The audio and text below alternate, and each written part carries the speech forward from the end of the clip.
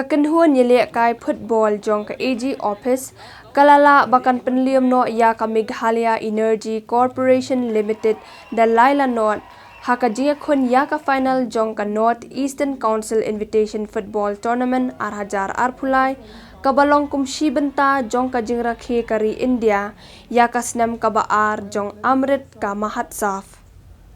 Hakani ka kinti ki office balawan banya shimbenta baro kilong khandai teli ka final jong kani ka jinga khun kalalong ha ka snitho dieng Hamadan First Ground ka Shillong Sports Stadium Polo haba phai shakani ka jinga khun ka kelas step kalakut da ka jingbam dan satya bala banyo ban penki ya kajar dei haba lawan ban beteng ya ka kelamiet ka kenhuan yele kai jong ka AG office kabala dan langru ya ki katu kat ni ki player ki badang yele kai na ki club baya khun ha ka lempung jong ka Shillong Premier League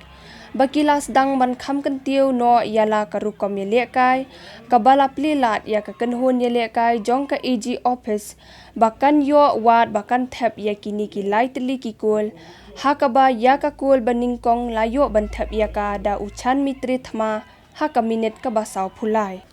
hadien kani ka kol jong uchan mitre kala penkendit benriu ya ki player jong ka MeECL Henry R minute hadien kani ka AG office kala yo bakan thepat saya ka kol ka baar haka minute ka basaw phusan kabala wan lingba ushin so oktung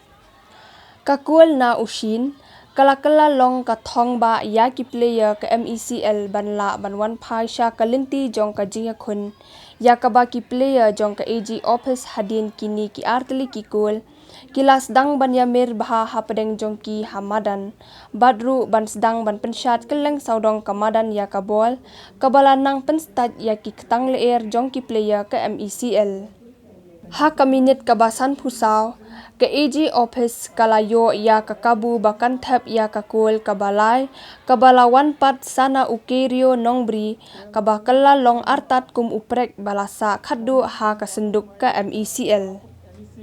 ha kabakut jong ka jia khun ka nam best player kalalet sha ushin so oktung jong ka AG office best goalkeeper kalet sha u shining star basayo mat ka MeECL bat ka nam top scorer kalet sha uchan mitri thma jong ka AG office hadien ba ulayo ban thap hadu hinyau teli ki kol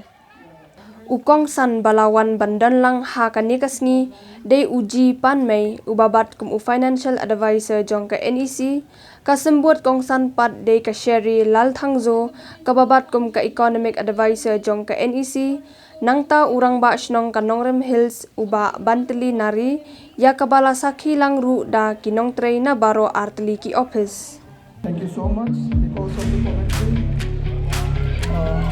The match has already started. Well, let me take some comment from one of my